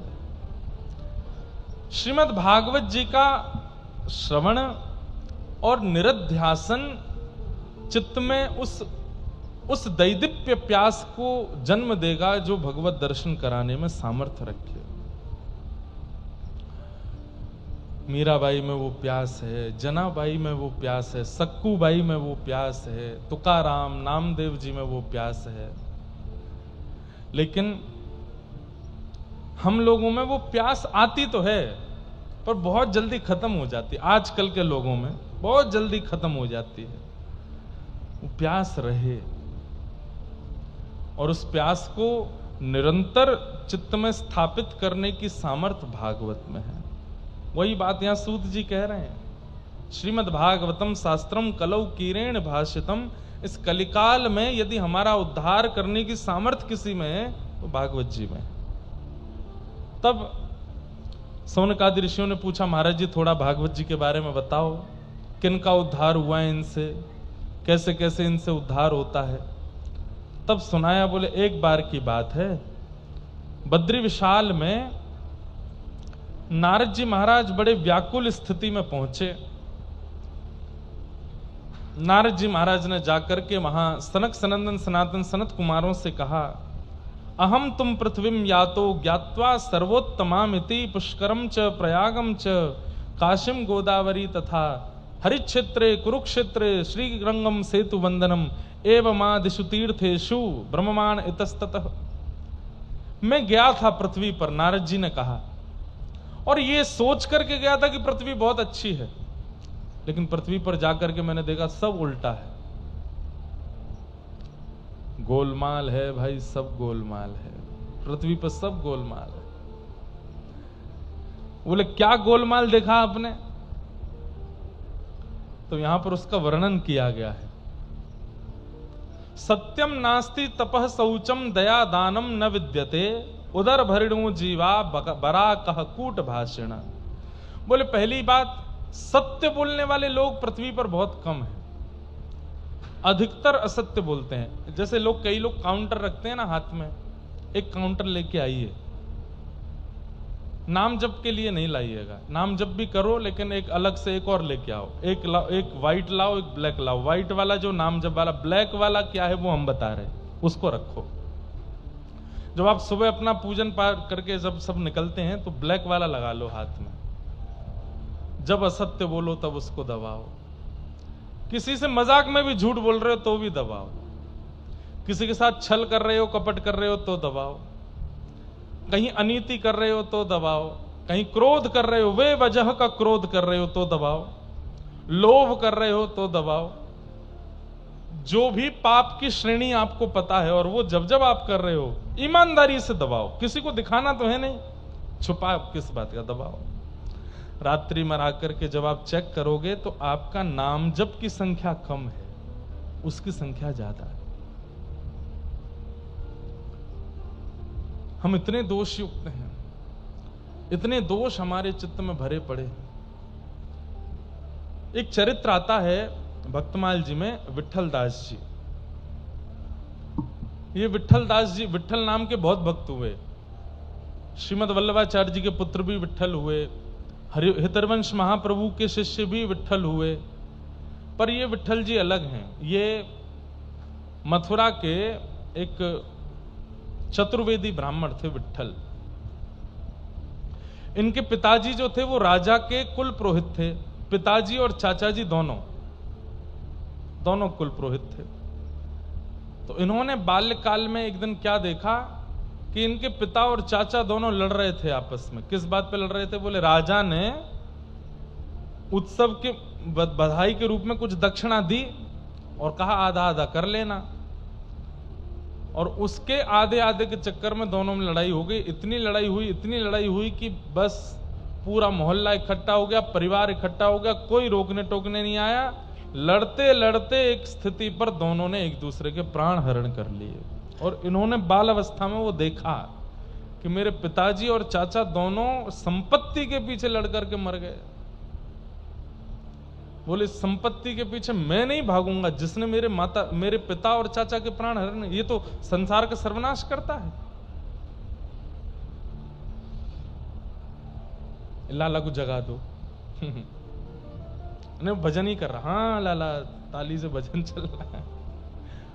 थक गए होंगे बेचारे, अब तुम सामने ही बैठे तो हमको नींद आ रही तुमको देख। कोई बात नहीं, हाँ चलता है, पर सोने वाले पीछे वाली सीट पर बैठते हैं, आगे वाली पर नहीं।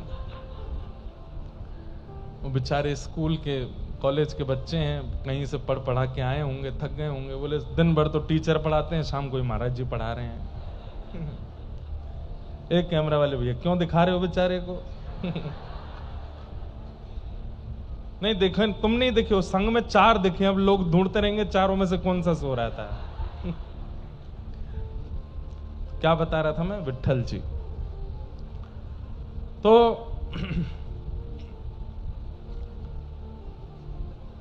एक बात तो याद रखिएगा बंधुओं, भक्ति भी आवश्यक है भगवत प्राप्ति में, ज्ञान भी आवश्यक है, वैराग्य भी आवश्यक है और त्याग भी आवश्यक है। ये केवल भक्ति है, बाकी 3 नहीं है तो भी काम नहीं चलेगा। केवल ज्ञान है, बाकी 3 नहीं है तो भी काम नहीं चलेगा। केवल वैराग्य है, भक्ति नहीं है तो भी काम नहीं चलेगा। त्याग है और ज्ञान वैराग्य भक्ति नहीं है तो भी काम है। चारों चाहिए, भागवत, भक्ति, ज्ञान, वैराग्य और त्याग। जिसमें त्याग हम लोग अधिकतर करते नहीं। हमारी दीक्षा में 5 संस्कार होते हैं, तो 5 संस्कार में पहले तप्त 2 मुद्राएं, यहां गर्म मुद्राएं दी जाती, शंख चक्र, दूसरा पुंड्र तिलक, तीसरा मंत्र, चौथा नामकरण, नया नाम रखा जाता है, और 5वां याग। 5वां संस्कार ये होता है कि आपको किसी भी एक वस्तु का ठाकुर जी के चरणों में त्याग करना है, तब आपकी दीक्षा पूरी होगी।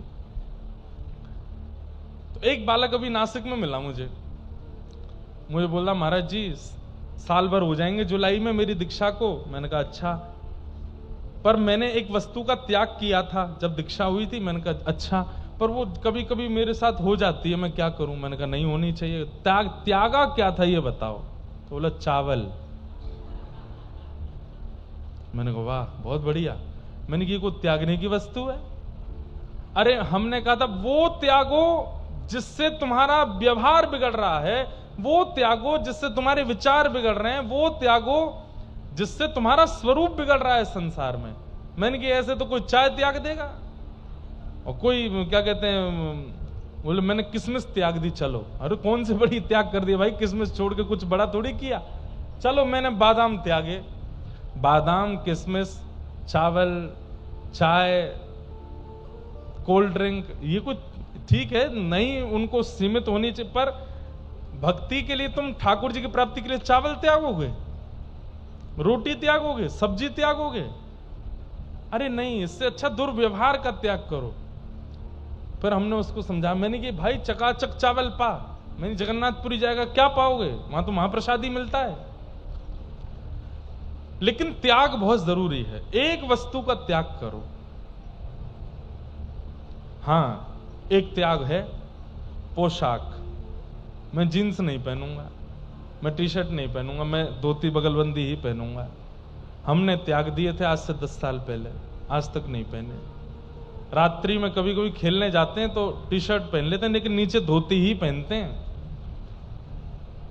जीन्स नहीं पहनी आज तक, कभी पैंट नहीं पहनी। कोई नहीं बता सकता कि महाराज जी ने यहां पे पैंट जीन्स पहनी हो, नहीं पहनते, त्याग दिया। और कभी जबरदस्ती कोई पहना भी दे तो ऐसा लगता है मेरी नाक दबा दी हो। मतलब मुझे ऐसा लगने लगा है कि मैं रोम रोम से श्वास लेता हूं, और जीन्स पहन लेते हैं तो ऐसा लगता है अब यहां से तो श्वास ही नहीं ले पा रहे हम। ऐसा लगता है नाक घुट गई हो। अब वो त्याग एक बहुत बड़ा त्याग है। क्यों? समाज, संसार और सब लोग आपको देख करके टोक सकते हैं, अरे भाई आजकल ऐसे ही रहते हो, बने रहते हो। पर यह भी इतना बड़ा त्याग नहीं है। त्याग दुर्व्यवहार का, दुर्विचार का।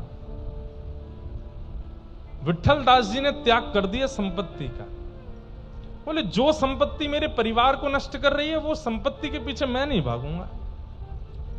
और एक बात बताऊं, आप सब इनको जानते हो विट्ठल दास जी को, क्यों? इन्होंने एक प्रसिद्ध कीर्तन की रचना की जिसको पूरा विश्व गाता है।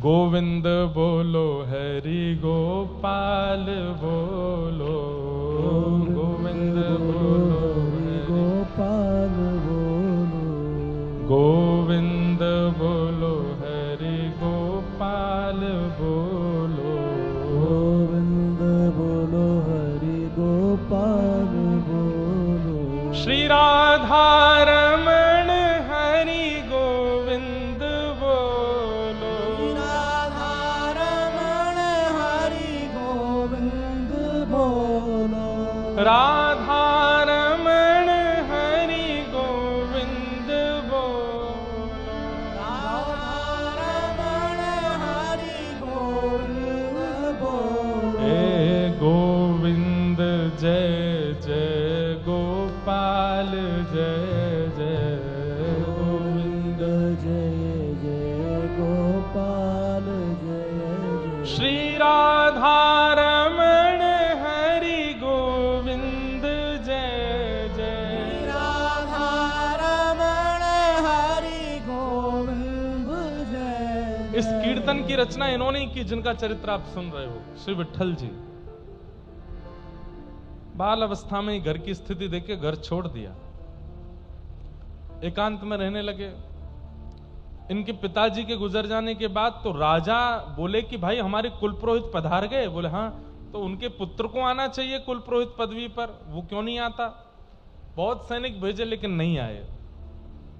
अंत तो गत्वा उन्होंने कह दिया भाई मुझे वो संपत्ति नहीं चाहिए जिससे मेरे घर के ही लोग पधार गए थे। वो संपत्ति सुखदायी कैसे हो सकती है जिससे इतने बड़े विवाद हो जाते हैं? मेरे पास तो हरिनाम संपत्ति है, मैं उसी में ही राजी हूं। राजा ने फिर बहुत प्रार्थना की तो आपने कहा मैं कुल पुरोहित कर्म करने नहीं आऊंगा, दक्षिणा लेने नहीं आऊंगा, सत्संग सुनना हो तो मुझे बुला लो। तो राजा ने इनको बुलाया। कहते हैं कि मंत्री महामंत्री ये लोग बड़े दुष्ट थे। इन लोगों ने, राजा ने तो कह दिया वो आ रहे हैं सत्संग सुनाएंगे, व्यवस्था करना बढ़िया वाली। मंत्री लोगों ने छत पर व्यवस्था कर दी, क्योंकि वे लोग जानते थे कि वो कीर्तन खड़े होकर के करते हैं और जब कीर्तन करते हैं तो खूब तेज नाचते हैं, आंख बंद करके नृत्य करेंगे, छत से गिर जाएंगे। बहुत ख्याति हो रही है आजकल उनकी। जब गए विट्ठलदास जी, छत पर कीर्तन हुआ और यही गोविंद जय जय गोपाल जय जय श्री राधा रमण हरि गोविंद जय जय गाते गाते गाते गाते आप इतनी द्रुत गति से नृत्य किए। अच्छा, जब ये कीर्तन करते तो बाकी लोगों के भी नेत्र बंद हो जाते। नृत्य करते करते अचानक से कीर्तन की ध्वनि आनी बंद हुई। सबने आंख खोल के देखा तो थे ही नहीं, झांक के देखा तो छत से नीचे गिर गए। खून खून हो गया पूरा शरीर।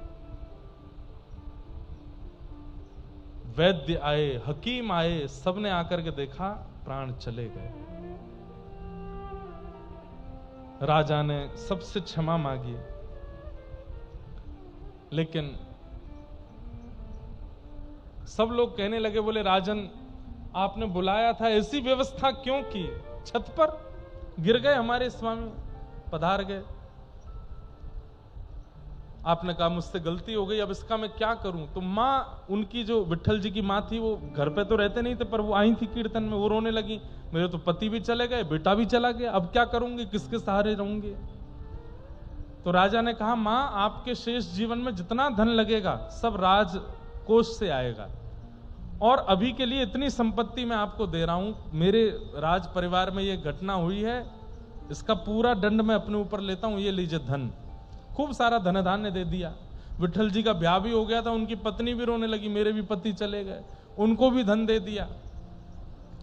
लौट करके जब विट्ठल जी का शव लेकर के आए, एक व्यक्ति वहां बैठा था जो विट्ठल जी के संग कीर्तनों में जाता था। उसने कहा मुझे लगता नहीं है कि इनके प्राण गए हैं। तो सबने कहा अरे चले गए भाई प्राण, ये तो ऐसे ही बोल रहे हैं, तुम अर्थी लगाओ, वहां पर शमशान में व्यवस्था करो।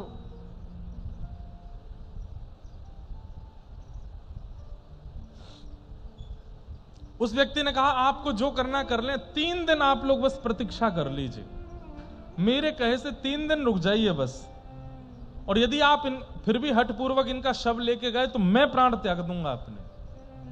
सब ने कहा ठीक है। 3 दिन तक उनका शव रखा, गोविंद जय जय गोपाल जय जय राधा रमण हरि गो, इसी का कीर्तन करते रहे। और 3 दिन बाद वो उठ गए, उठ करके बैठे, अपना सिर पकड़ करके थोड़े बोले ये इतनी तेज दर्द क्यों हो रहा है, और घर परिवार के सब लोग देख करके रोने लगे, अरे हमने तो सोचा आप पधार गए और ऐसा हुआ ऐसा हुआ। उस व्यक्ति को बुलाया, बोले क्या हुआ था, सब बताया, तुम ऐसे छत से गिर गए थे, उसके बाद? बोलो उसके बाद हम तुम्हारा शव ले आए, तुम्हारी माताजी तुम्हारे मरे का सारा धन ले आई, पत्नी भी ले आई, कि तुम चले गए हो, तुम्हारे बाद उनका निर्वहन कौन करेगा? उसी समय अपनी माताजी और पत्नी दोनों का त्याग कर दिया। बोले कि आपको जिस वस्तु की आवश्यकता है उसके पास रहिए, मेरी आवश्यकता नहीं थी, मेरी आवश्यकता केवल इसलिए थी क्योंकि मैं रोटी खिला रहा हूं, मेरी आवश्यकता इसलिए क्योंकि मैं घर चला रहा हूं, और इससे बड़ी मेरी आवश्यकता कोई नहीं है। कान पकड़ के क्षमा मांगते हुए हम आप सबसे निवेदन करते हुए ये बात कह रहे हैं,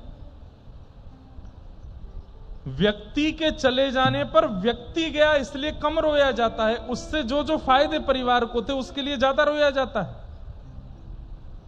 कितने स्वार्थी हैं संसार के लोग। और विठल दास जी को वो बात पता चल गई थी कि बहुत स्वार्थ है इस संसार में। उस समय तो परिपूर्ण रूप से अपने परिवार, पत्नी, माताजी सबका त्याग कर दिया, और जो थोड़ा बहुत उनके पास भी धन था वो भी दे दिया। बोले लो राजकोष से तो तुम्हारा आएगा ही इतना, ये मेरा भी रखो। सब छोड़ करके विठल दास जी चले गए। उनका कीर्तन इतना प्रिय लगा कि इसी कीर्तन को गाते गाते गाते गाते गाते एक दिन ठाकुर जी उनको मिल गए और अपने निकुंज में लेकर के चले गए। गोविंद जय जय गोपाल जय जय राधा रमण हरि गोविंद जय जय। बंधुओं, बुरा नहीं मानिएगा, हम कथाकार हैं, हम भी परिवार में रहते हैं, हम भी गृह गृहस्थी सब चीज का पालन करते हैं, पर किंचित कहीं ना कहीं चित्त को वास्तविकता पता है, सत्य पता है कि इनका क्या संबंध है, ये मेरे साथ क्यों है, ये यहां क्यों है, ये क्यों है, और इन सब का कार्य क्या है, सब कुछ पता है। और सब कुछ पता होकर के निर्वहन कर रहे हैं, बस निभाते हुए चल रहे हैं। यही होना चाहिए एक साधक का जीवन, एक वैष्णव का जीवन, एक भक्त का जीवन। उसको सब सत्य पता होना चाहिए, और पता होते हुए बस उसमें कैसे बोल दूं तो अटपटा लगेगा, नाटक कैसे करना, बस नाटक करके चलो, नाटक करना। ये बात यहां से बाहर अगर कह दूंगा तो कंट्रोवर्शियल हो जाएगा, लेकिन वास्तविकता यही है कि हमको नाटक ही करना है। यहां पर संसार के साथ वही नाटक करते हुए चलना है, वास्तविकता नहीं। वास्तविकता तो केवल ठाकुर जी, केवल श्याम सुंदर, केवल उनके सामने वास्तविक, बाकी सबके सामने नाटकबाज बन जाओ। सत्यम नास्ति तपः शौचम दयादानम न विद्यते उदर भरिणो जीवा बका बराका कूट भाषिण। नारद जी बोल रहे हैं, मैंने पृथ्वी पर आकर के क्या देखा? बोले सत्य नहीं बोलते लोग, तप नहीं करते, भजन नहीं करते, केवल आडंबर कर रहे हैं भजन के नाम पर, पवित्र नहीं है, शौचम नास्ति, दया नास्ति, लोगों के अंदर दया नहीं है, केवल दिखावा है दया का भी। बंधु, सब कुछ आज की डेट में दिखावा बनता जा रहा है, सत्य भी दिखावा बनता जा रहा है, तप भी दिखावा बनता जा रहा है, पवित्रता भी दिखावा बनती जा रही है, दया भी दिखावा बनता जा रहा है, दान भी दिखावा बनता जा रहा है, सब कुछ। और जब से सोशल मीडिया का टाइम आ रहा है, जैसे जैसे अब तो दिखावे की पूछो ही मत, हदें पार हो रही, केवल दिखाना है।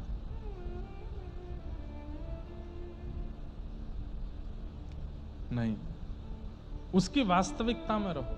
अभी हम दत्त धाम में थे, वहां सबके फोन बंद करा दिए, जितने लोग आए थे। किसी को भी फोटो खींचना अलाउ नहीं, वीडियो बनाना अलाउ नहीं, केवल भक्ति पथ और दत्त धाम से ही बनेगा जो बनेगा, और उतना ही दिखाया जाएगा संसार को जितना संसार देख सकता है। कई वहां ऐसी गतिविधियां थी जो वहां लोग रह रहे थे उनको पता है, जो बाहर नहीं आई, जो अंदर ही रही। क्यों? क्योंकि संसार भी पचा नहीं पा रहा है, संसार भी उस विषय को ग्रहण नहीं कर पा रहा है, और लोग बाग दिखावे में कोई कमी छोड़ नहीं रहे हैं। कुछ चीजें गोपनीय रखनी बहुत जरूरी है। हमारे गिरधर लाल जी के नित्य दर्शन नहीं मिलेंगे आपको, बहुत कम, कभी कभी कोई दर्शन आ जाए तो ठीक, नित्य दर्शन नहीं डालते कहीं भी। कई बार घर के अंदर कितने बड़े बड़े मनोरथ लाल जी के होते हैं, किसी को नहीं पता चलता, कानों कान भी नहीं खबर पड़ती कि लाल जी का उत्सव हो गया। सब कुछ बताने का नहीं होता, सब कुछ प्रचार का नहीं होता, क्योंकि संसार में आप जैसे प्रचार अगर लग गया ना आपको, ये बात हम सत्य बता रहे हैं, प्रचार यदि लग गया आपके शरीर को तो आप इतने ज्यादा उसके आदी हो जाओगे। आज व्यक्ति को रोटी ना मिले चलेगा, आज व्यक्ति को पानी ना मिले चलेगा, फॉलोअर्स नहीं मिल रहे तो फांसी से लटक रहे हैं, मेरे फॉलोअर्स नहीं बढ़ रहे, मेरे को लोग पसंद नहीं कर रहे, मेरे ये नहीं हो रहा। बहुत खतरनाक जीवन है। मुझे तो लगता है इस कलयुग के राक्षस यही हैं, एक दिन यही राक्षस बन जाएंगे। व्यक्ति का जीवन बिना सोशल मीडिया के है ही नहीं।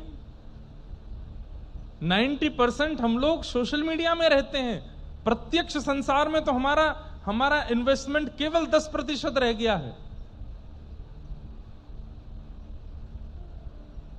6:30 बजे से कथा प्रारंभ हुई है, ये शायद आज के दिन में पहली बार होगा ऐसा आप लोगों के साथ कि आप लोग ऐसे बैठे हो, नहीं तो ऐसे ही बैठे रहते हो, यहां से गर्दन झुकी ही रहती है, अभी आप ऐसे बैठे हो। लेकिन नहीं तो लोग खाली ऐसे ही रहते हैं, नीचे ही रहते हैं, सबको झुका दिया अपने आगे।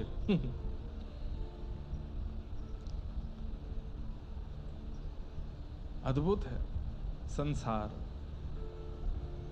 सत्यम नास्ति, तपह नास्ति, शौचम नास्ति, दया नास्ति, दानम नास्ति, और केवल किस लिए जरा बोलो, उदर भरिणो जीवा, मेरा पेट भरना चाहिए। बरा कहा कूट भाषिणा, पेट भरने के लिए पढ़ाई कर रहे हैं, पेट भरने के लिए ब्याह कर रहे हैं, पेट भरने के लिए सब भजन पूजन कर रहे हैं, सब कुछ केवल पेट भरने के लिए। हम लोग वास्तविकता में उपासक किसके हैं? लंबोदर इसके उपासक हैं, इसकी उपासना कर रहे हैं। तू खुश रहे, राजी रहे। क्या खाएगा? मोमोज, अभी खिलाते हैं।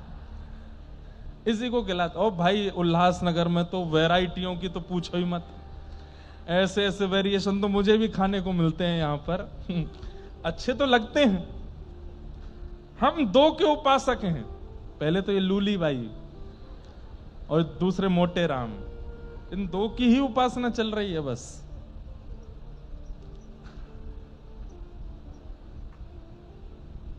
पीने को 56 प्रकार के आइटम है, खाने को 56 भोग उस समय लगे थे भगवान के, अब 56 नहीं है, अब तो 56 प्रकार के पानी पिला देते हैं टिकिया वाले, पानी पूरी वाले।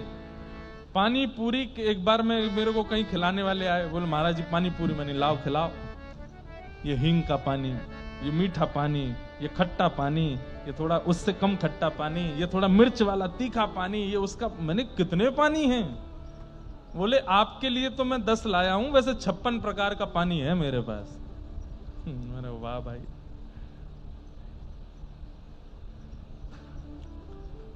गोस्वामी तुलसीदास जी विनय पत्रिका में एक पद गाते हैं, जो मोहे राम लागते मीठे, जो मोहे राम लागते। देखो हम भी खा लेते हैं, हम भी पानी पूरी पाते हैं, हमें भी कुछ बढ़िया सात्विक बनाया जाए, ठाकुर जी भोग लगे तो पाते हैं, पर उसके पीछे नहीं पड़े रहते कि यही चाहिए, यही खाना है, नहीं तो नहीं चल। दत्त धाम नासिक में अगर प्रसाद आपने पा लिया, 2-3 दिन बाद हमारे कई परिकर के लोग वो प्रसाद ही नहीं पाते थे। क्यों? सात्विक है, बिल्कुल सात्विक, सामान्य प्रसाद। 30 दिन 2 समय वही प्रसाद पा करके रहे, इस पे कोई अभिमान नहीं कर रहे हैं। पर एक बात बता रहा हूं, कई लोग इसलिए डर के मारे हमारी परिकर के 1-2 लोग तो दत्तधाम आए नहीं। क्यों? वहां प्रसाद बड़ा सिंपल मिलता है, सामान्य मिलता है। भैया तुमको राम नाम मीठा लगा नहीं है, कृष्ण नाम मीठा लगा नहीं है, गुरु नाम मीठा लगा नहीं है, इसलिए संसार के रसों में भटक रहे हो। गोस्वामी तुलसीदास जी कह रहे हैं, जो मोहे राम लागते मीठे, जो मोहे राम लागते मीठे, तो 60 रस सब रस रस अनरस, तो 60 रस सब रस रस, रस तो 60 रस अनरस तब रस रस, तो 60 रस सब रस रस अनरस, है जाते सब सीठे, हे जाते सब सीखे, जो मोहे राम लागते मीठे, जो मोहे। राम लागते। हमारे व्रज के एक महात्मा, अब सोचिए, जिनको कृष्ण नाम लग जाता है, राम नाम लग जाता है, राधा नाम जीभ पर लग जाता है, पर उनको संसार की विषय वस्तु देखने की इच्छा नहीं होती। पवा दो, कोई बात नहीं, पा लेंगे थोड़ा रस के लिए, लेकिन उसी के पीछे ही पड़े रहें, ऐसा नहीं। वड़ा पाव के लिए पागल हैं लोग बंबई में, क्या मिल रहा है उसमें? मैंने एक बात कहीं कथा में सुनाई थी, एक हमारे प्रेमी वृंदावन में, वो बोले कहाँ हो? मैंने बंबई। बोले सुनो, कितने बजे की फ्लाइट है? मैंने कहा इतने बजे की। बोले मैं दिल्ली आ जाऊं। मैंने क्यों? बोले वहां से वड़ा पाव ले आओ और जगह का नाम बताओ, वहां से ले आओ। अरे तो मैंने कहा आप दिल्ली क्यों आ रहे हो? मैं वृंदावन आऊंगा, भेज दूंगा घर पर आपके। अरे नहीं नहीं नहीं, वृंदावन आते आते थोड़ा और बासा हो जाएगा ना, तुम खरीदना। और सुनो, फ्लाइट कितने बजे की? मैंने 5:30 4:30 पहुंचोगे एयरपोर्ट में, उसको 3:30 बजे ही लेना। 3:30 बजे लेकर के 4:30 एयरपोर्ट पहुंचना, 5:30 फ्लाइट में बैठना, 8 बजे जब दिल्ली उतरोगे एयरपोर्ट बाहर निकल, ज्यादा नहीं 4 घंटे की उम्र ही हुई होगी उसकी, तो खाने में सुख मिलेगा। वृंदावन आओगे तो 2 घंटा और बूढ़ा हो जाएगा बड़ा पाव। मैंने कहा वाह रे भैया, ऐसे ऐसे लोग हैं। बंधुओं, 3-4 बड़े खतरनाक इंद्रियां हैं हमारे शरीर में। एक तो आंख, दूसरी जीभ, और 2 उपस्थ गुप्त इंद्रिय। ये 4 बड़ी खतरनाक इंद्रियां हैं। अगर इन चारों को आपने संभाल लिया, और एक बात, इन चारों को संभालने का एक ही तरीका है, कान।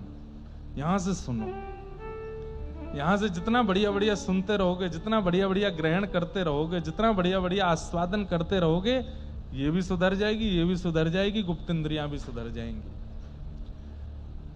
ज्ञानेश्वरी में श्री ज्ञानेश्वर माउली ओवी हैं, वहां कई भाव बताते हैं। एक बार एक हमारे प्रेमी बता रहे थे, बोले पंढरीनाथ ऐसे क्यों बैठे हैं, खड़े हैं?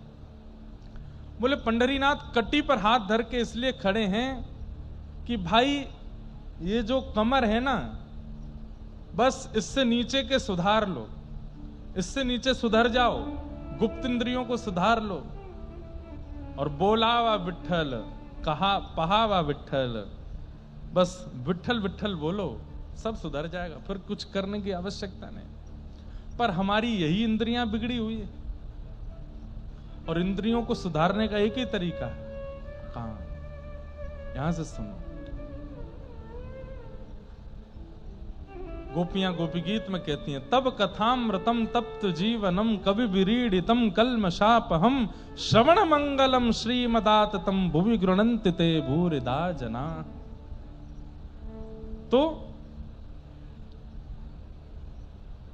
केवल इसके लिए जी रहे हैं हम लोग, उदर भरिणो जीवा। नारद जी कह रहे हैं ये बात, मैं नहीं कह रहा हूं। और पाखंड निरताः संतो विरक्ताः सपरिग्रह मंदा सुमंद मतयो मंद भाग्यायुपद्रता पाखंड निरताः संतो। बोले संतत्व कम दिखाई देता है, पाखंड ज्यादा दिखाई दे रहा है। पाखंड निरताः संतो विरक्ताः सपरिग्रह। कई लोग बताते हैं कि वो विरक्त हैं, लेकिन परिवार बच्चे पत्नी सबके संग रह रहे हैं। और सब बातें यहां पर बहुत सारी बातें कही, पूरी सृष्टि का वर्णन कर दिया कैसी है दुनिया। और सब वर्णन करते हुए बोले जैसे ही मैं भ्रमण करता हुआ वृंदावन पहुंचा, वहां मैंने एक आश्चर्य देखा। एक परम युवती बैठी और उसकी गोद में 2 वृद्ध लेटे हैं। और वो युवती कौन है? बोले भक्ति महारानी। और वो 2 वृद्ध कौन है? बोले ज्ञान और वैराग्य। भक्ति महारानी से मैंने पूछा, देवी आप ऐसे कैसे? बोले मैं भक्ति हूं, मैं तो युवा हूं, पर मेरे दोनों पुत्र ज्ञान और वैराग्य वृद्ध हो गए हैं। क्योंकि दुनिया मुझे तो करती है, पर इन दोनों का आश्रय नहीं लेती। ज्ञान कितना होना चाहिए? सब ग्रंथों का ज्ञान नहीं, क्या सही और क्या गलत, इतना ज्ञान सबको होना चाहिए। क्या उचित है और क्या अनुचित है, इतना बोध तो सबको होना चाहिए। उसे ज्ञान कहते हैं। और वैराग्य किसे कहते हैं? कि सामने भले ही कितने भी विषय वस्तु क्यों ना आ जाए, लेकिन फिर भी मन विचलित ना हो, इसे वैराग्य कहते हैं। बंधुओं, कई बार विषय वस्तु इसलिए हमारे सामने रख दी जाती है, ठाकुर जी परीक्षण करना चाहते हैं, देखते हैं कि ये विचलित होता है कि नहीं, विचलित होता है कि नहीं, ये देखने के लिए कई बार विषय वस्तु हमारे सामने आती है। आप अपने मन पर वशीकृत होकर के बस लगे रहो अपने कार्य में, मत उसकी तरफ ध्यान दो, यही वैराग्य है। ज्ञान और वैराग्य इतना होना आवश्यक है। सही गलत की पहचान और हर वस्तु के प्रति आसक्ति नहीं, ये 2 चीज यदि हमने संभाल ली तो भक्ति महारानी अत्यंत प्रसन्न हो जाती है। लेकिन ज्ञान और वैराग्य, इन दोनों में ही हम फिसल जाते हैं, इसलिए हमारा विचलित होना स्वाभाविक हो जाता है। नारद जी महाराज बोले, मैंने भक्ति से कहा तुम्हारे दोनों वृद्ध पुत्र हो गए हैं, ये दोबारा युवा कैसे होंगे? तब भक्ति महारानी ने कहा, ये आप बताइए, संतों से पूछ के बताइए, मेरे पुत्र युवा कैसे होंगे? तब नारद जी महाराज बोले, मैंने सब जगह पूछा लेकिन किसी ने उत्तर नहीं दिया, तब मैं बद्रीनाथ आया। अब मैं आपसे पूछ रहा हूं, हे सनत कुमारों, भक्ति महारानी के पुत्र युवा कैसे होंगे? तब उन्होंने 5 प्रकार के यज्ञ बताए। द्रव्य यज्ञस्तपो यज्ञ योग यज्ञस्तथा परे स्वाध्याय यज्ञान यज्ञश्च ते तु कर्म विसूचका। 5 प्रकार के यज्ञ हैं, द्रव्य यज्ञ, तप यज्ञ, योग यज्ञ, स्वाध्याय यज्ञ और ज्ञान यज्ञ। इनमें ज्ञान यज्ञ सबसे श्रेष्ठ है और उस ज्ञान यज्ञ में भी श्रीमद् भागवत की कथा।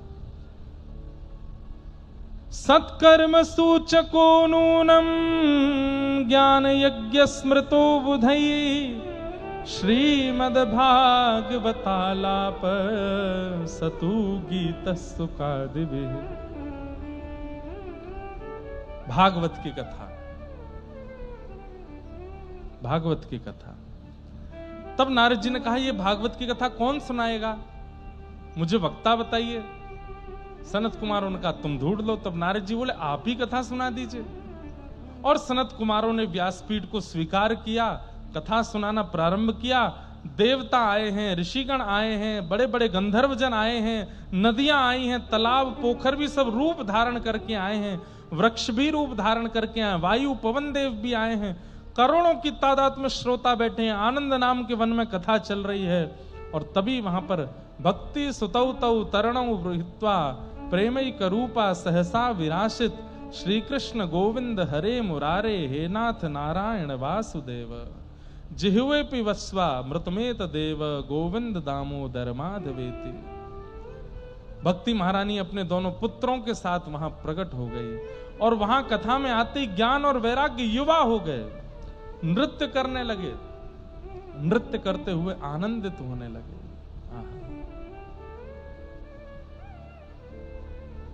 नृत्य करते हुए आनंद हो गए।